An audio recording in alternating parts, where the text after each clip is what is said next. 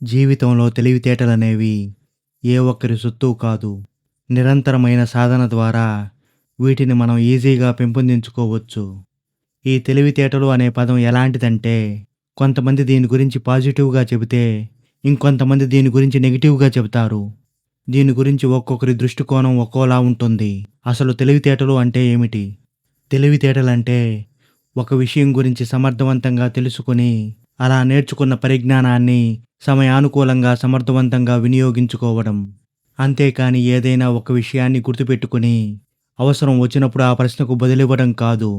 దీన్ని జ్ఞాపకశక్తి అంటారు. మనలో చాలామంది దీన్నే తెలివితేటలుగా భావిస్తుంటారు. పూర్వకాలంలో ఎలా ఉండేది అంటే, ఎవరైనా ఒక వ్యక్తి అమాయకంగా ఉంటే అందరూ అతన్ని ఇష్టపడేవారు. కానీ నేటి కాలంలో ఎవరైనా ఒక వ్యక్తి అమాయకంగా ఉంటే అందరూ ఆ వ్యక్తిని వాడుకోవడానికి ప్రయత్నిస్తారు. చాణక్యుడు కూడా తన చాణక్య నీతిలో ఇలా అంటాడు. పైకి చూడ్డానికి అమాయకంగా కనిపించండి, కానీ ఏదైనా ఒక పని చేసేటప్పుడు తెలివిగా వ్యవహరించండి అని. దీని అర్థం ఏమిటంటే, మనం చూడ్డానికి పైకి అమాయకంగా కనిపిస్తే బలవంతమైన శత్రువు కూడా ఇతను నన్ను ఏమీ చేయలేడన్న ఏమరపాటుతో ఉంటాడు.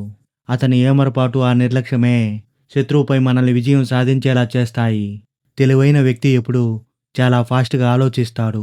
చేస్తున్న పనిని కూడా అంతే ఫాస్ట్‌గా ముగిస్తాడు. అంతేకాకుండా తన కోసం ఎదుటివారు చేయగలిగే పనుల్ని వారి చేతే చేయిస్తాడు. కానీ చివరికి పేరు మాత్రం తనకే దక్కేలా చూసుకుంటాడు. నేటి ఈ సమాజంలో ఎవరూ కూడా అనుకోరు కదా, అందరికంటే వెనక ఉండాలి అని. నేను ఈరోజు ఈ వీడియోలో మిమ్మల్ని అందరికంటే ముందుంచి, జీవితంలో మీరు మరింత స్మార్ట్‌గా మారడానికి ఉపయోగపడే 7 అతి ముఖ్యమైన సూత్రాలను నేను మీతో పంచుకోబోతున్నాను.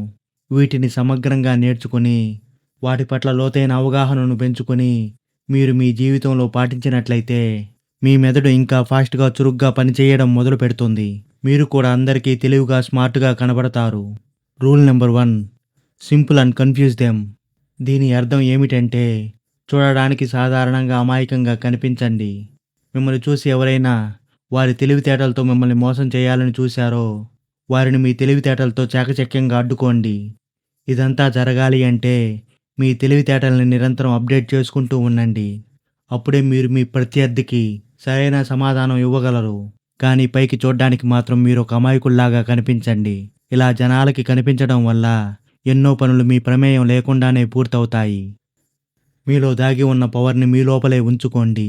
దాన్ని సమయం, సందర్భం వచ్చినప్పుడు మాత్రమే బయటకు తీసుకురండి. అంతేకాని మీ తెలివితేటల్ని, ప్రతిభను అందరి ముందు అనవసరంగా ప్రదర్శించి వాటిని ఏమాత్రం వృధా చేసుకోకండి. రూల్ నంబర్ 2, తెలివిగల వ్యక్తులెప్పుడూ ఎక్కువగా ఆలోచిస్తారు. అంతేకాని అతిగా ఆలోచిస్తూ అక్కడే ఆగిపోరు. సాధారణమైన వ్యక్తికి ఏదైనా ఒక సమస్య వచ్చినప్పుడు అతనికి ఆ సమయంలో ఏం చేయాలో అర్థం కాక, ఆ సమస్య గురించి అతను పదే పదే అతిగా ఆలోచిస్తూ ఆ ఆలోచనల్లోనే చిక్కుకుపోతాడు.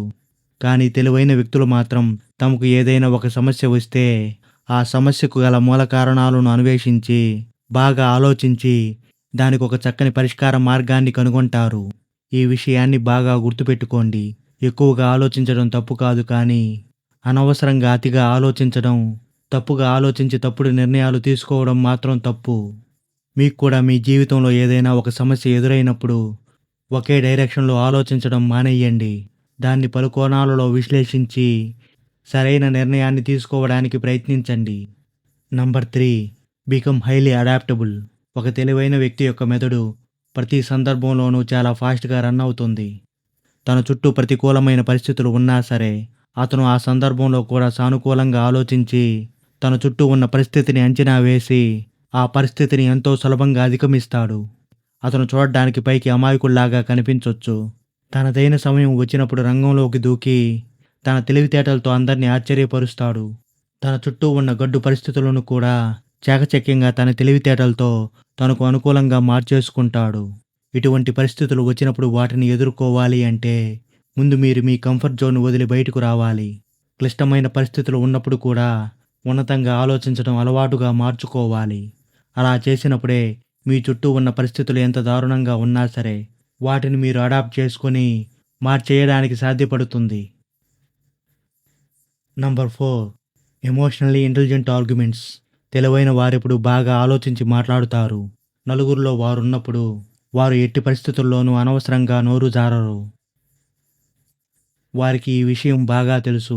ఎప్పుడు ఎక్కడ ఎలా మాట్లాడాలో, ఎక్కడ మౌనంగా ఉండాలో. వీరెప్పుడూ అనవసరంగా ఎదుటివారితో ఆర్గ్యుమెంట్ పెట్టుకోరు.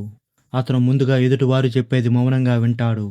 వారు మాట్లాడిన దాంట్లో ఉన్న లూప్ హోల్స్‌ను కనిపెట్టి, వాటిని తెలివిగా తనదైన శైలిలో ప్రశ్నిస్తాడు. దానితో ఎదుటివారు చిక్కుల్లో పడిపోతారు.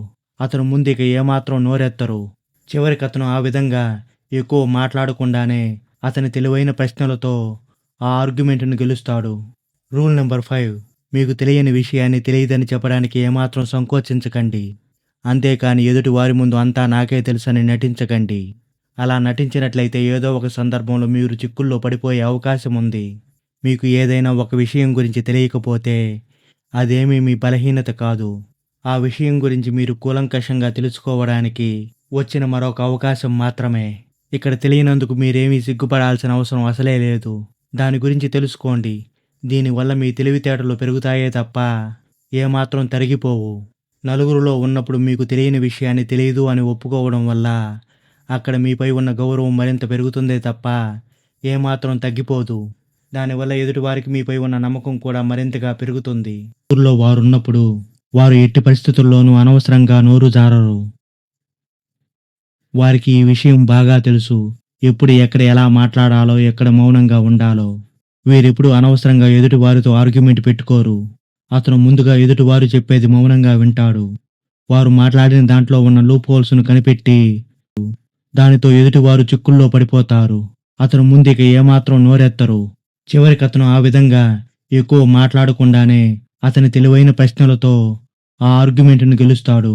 రూల్ నంబర్ 5: మీకు తెలియని విషయాన్ని తెలియదని చెప్పడానికి ఏమాత్రం సంకోచించకండి.